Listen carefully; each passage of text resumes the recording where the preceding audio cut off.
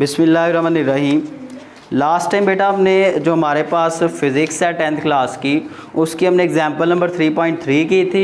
वो मैंने लेक्चर में रिकॉर्ड नहीं थी की। उसी की तरह की आपकी एग्जांपल नंबर 13.4 है, सेम ही ऐसी है। उसमें वैसे आपका पैरेलल कम्बिनेशन था, इस एग्जांपल में आपका सीरीज़ कम्बिनेशन है। तो थोड़ा सा बस उसकी जो करैक्टरिस्टिक्स में डिफरेंस होता है वो आपको पता ही है, वो आप यूज़ कर लेंगे। तो आज मैं आपके सामने आगे वाली एग्जांपल करता हूँ तो आपको क्लियर हो जाएगा। यही आज का आपका बेटा काम होगा। काफ़ी लेंथी होगी एग्जांपल, देख रहे हैं आप काफ़ी लंबी है, लेकिन जब आप इसको हल करेंगे तो आपके लिए ईजी हो जाएगी। ठीक है। तो 10th की जो फिज़िक्स है हमारे पास, चैप्टर नंबर हमारे पास 13 है भाई। आज का हमारा जो टॉपिक है वो एग्जाम्पल नंबर कौन सी है भाई? 13.4।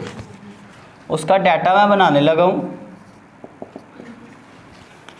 कह रहा है अगर 3 माइक्रोफैरड, 4 माइक्रोफैरड और 5 माइक्रोफैरड के 3 कैपेसिटर जो हैं सीरीज़ तरीके से 6 वोल्ट की बैटरी के साथ जोड़ दिया जाए उनको। देखें इसका क्या मतलब है। 3 कैपेसिटर्स हैं,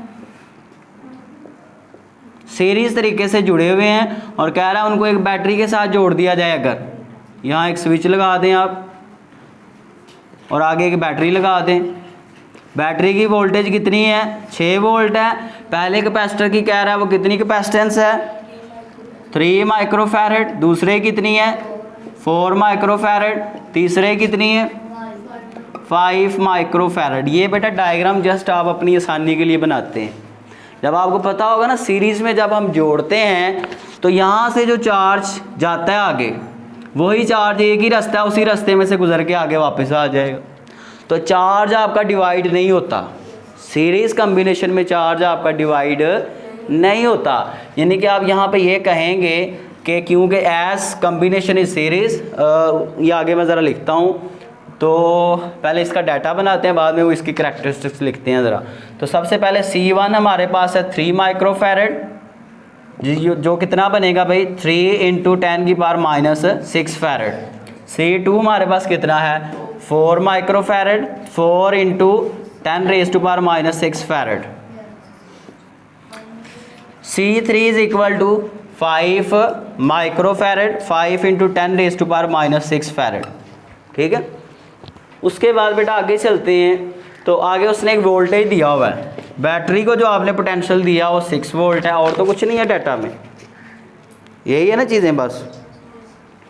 अब कह रहा है कि जो सीरीज़ तरीके से आपने चीज़ें जोड़ी हैं इनका क्या क्या फाइंड करें।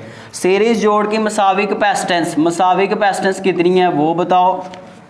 और क्या कह रहा है? और कह रहा है हर कैपेसिटर पर कितना चार्ज है। पहले पर Q1 होगा वो बताओ, दूसरे पर कितना है वो बताओ, तीसरे पर कितना है वो भी बताओ। उसके बाद साथ में उसने ये भी पूछा है पहले कैपेसिटर पर कितना पोटेंशियल है वो बताओ, दूसरे पर कितना पोटेंशियल है वो बताओ, तीसरे पर कितना पोटेंशियल है वो बताओ। समझ आ गई यहाँ तक? तो यानी कि ये हमारे पास डाटा है, इसमें हमने ये चीज़ें फाइंड करनी है, ये चीज़ें हमें गिवन हैं। अब हम सोल्यूशन की तरफ चलते हैं तो बहुत इजी होगा बेटा। ये सबसे पहला मसला तो ये है कि हमारे पास अगर हमने कुछ भी इक्विवेलेंट कैपेसिटेंस अगर फाइंड करनी है वो तो इजीली हो जाएगी। उसका क्या फार्मूला आपने पढ़ा था? 1/C equivalent is equal to 1/C 1 + 1/C 2 + 1/C 3। मैंने बताया था अगर एक जैसी चीज़ें आपने फाइंड करनी है, एक जैसी चीज़ें पुट करके, तो फिर प्रीफिक्स और यूनिट वगैरह पुट ना करें आप। ठीक है। देखें ना इसके साथ प्रीफिक्स आ रहा है, ये सिर्फ ये डिजिट पहले वाला पुट कर लें आप, तो बन जाएगा 1/3 + 1/4 + 1/5। कितना बनेगा जी भाई? ये बन जाएगा 3 × 4 12, 12 × 5 60। ठीक है, 60 एलसीएम इसका आएगा। अब उसके बाद 3 को किससे मल्टीप्लाई करें? 60 आता है 20 से। 4 को किससे? 15 से। तो ऊपर कितना आ जाएगा? 15 + 5 को 12 से करें अगर आता है तो ऊपर 12 आ गया। ये कितना बनेगा ऊपर 35, 37, 47, 47/60। तो इसको ज़रा हल करें, क्या आता है 47/60 को, जल्दी बताएंगे। 0 पॉइंट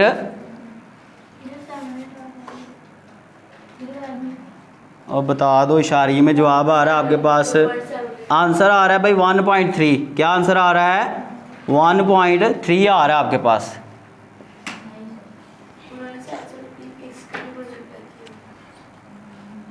प्रीफिक्स को बेटा देखिए, अगर आप साथ लिखना है लिख लें 1 ओवर नीचे आ रहा है ना प्रीफिक्स आपके पास सबके साथ माइक्रो फैराड, सब में कॉमन ले लेंगे तो माइक्रो की वैल्यू होती है 10⁻⁻6। ठीक है, अब तो इन दोनों को ज़रा डिवाइड करें, क्या आंसर आता है 0.78। उसके बाद ये नीचे आ रहा है, उलट करके आ रहा है, तो इसको आप मल्टीप्लाई तो नहीं करेंगे।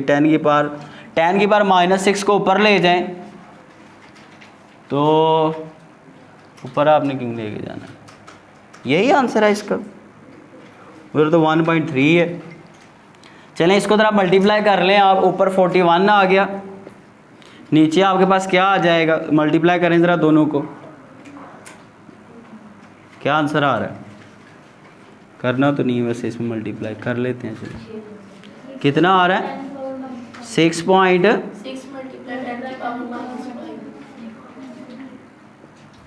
अब उसके बाद ऐसा करेंगे, इधर आ रहा है 1/c इक्वलेंट, हमें सिर्फ c इक्वलेंट की वैल्यू चाहिए, 1/c नहीं साथ चाहिए, तो इसका रेसिप्रोकल करें, इसका भी रेसिप्रोकल करें, तो ये हमारे पास बन जाएगा 60। चले मैं ऊपर वाली वैल्यू लिख देता हूँ, 60 मल्टीप्लाई 10⁻⁻6, -6 ऊपर जा क्या हो जाएगा +6 क्यों हो जाएगा, देखें ये थोड़ा कंफ्यूज आपने कर दिया, प्रीफिक्स लिखवा के, ज़रा इधर देखें भाई, इसको आप हल ना करें, इसको ऐसे ही लिखें, ये बनेगा 1/c equivalent is equal to, इसको उल्टाएं ज़रा, 60 मल्टीप्लाई, उल्टाने अगले स्टेप में उल्टा लेते हैं, 47/60 मल्टीप्लाई 10⁻⁻6। देखें अब हमें c इक्वलेंट सिर्फ चाहिए, इसका रेसिप्रोकल नहीं, इसका भी रेसिप्रोकल हो जाएगा। अब इन दोनों को आपस में डिवाइड करें, क्या आंसर आता है है क्यों नहीं 1.3, और ये 10⁻⁻6 कितना होता है माइक्रो, और कैपेसिटेंस का यूनिट का होता है फैरड। ये आंसर है आपके पास, ठीक है जी। अब उसके बाद आगे चलते हैं, प्रीफिक्स मैंने बेटा बताया था अगर आप ना भी लगाएं तो कोई इशू नहीं है। इधर देखो, ये जो आंसर आया था ना, जब आप इसी का रेसिप्रोकल लेंगे, इसका भी लेंगे तो 1.3 आएगा, साथ चुप करके आप माइक्रो फैरड लगा देंगे, ठीक है। अब उसके बाद आगे चलते हैं, हमारे पास नेक्स्ट इसका क्या है, कह रहा है कि सीरीज़ जोड़ में जब आपने जोड़ा हुआ इनको तो इनके चार्जेस भी फाइंड करें। देखें इधर आपको पता है कि जो बैटरी ने चार्ज सप्लाई करना होता है वो होता है Q, और वो इक्वल होता है C इक्वलेंट इंटू V।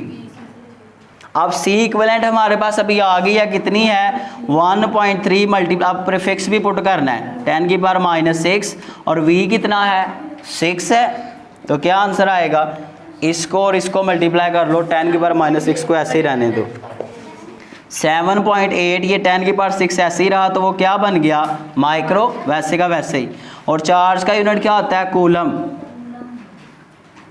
तो ये हमारे पास चार्ज आ गया। नेक्स्ट हमारे पास ये है बेटा कि जब आपने सीरीज कॉम्बिनेशन में जोड़ा होता है कैपेसिटर्स को, तो आपके Q जो होता है वो इक्वल होता है, तो यहाँ पे Q सारे आपके इसके इक्वल हैं, तो आप लिख दें भाई Q इज इक्वल टू है Q1 is equal to Q2 is equal to Q3, और वो कितना आया है 7.8 माइक्रो कूलम, ठीक है।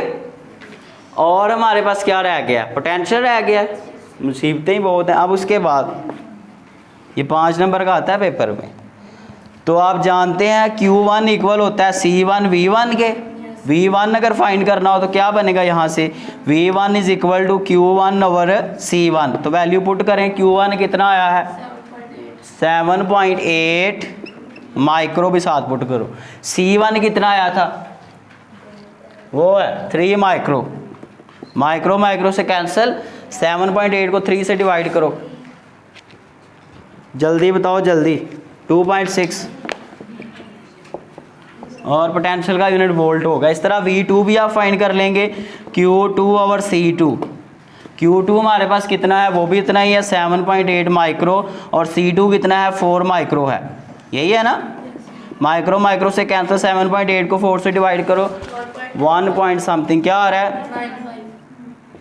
वोल्ट। इसी तरह V3 भी फाइंड कर लो, Q3 over C3 7.8 micro over 5 micro,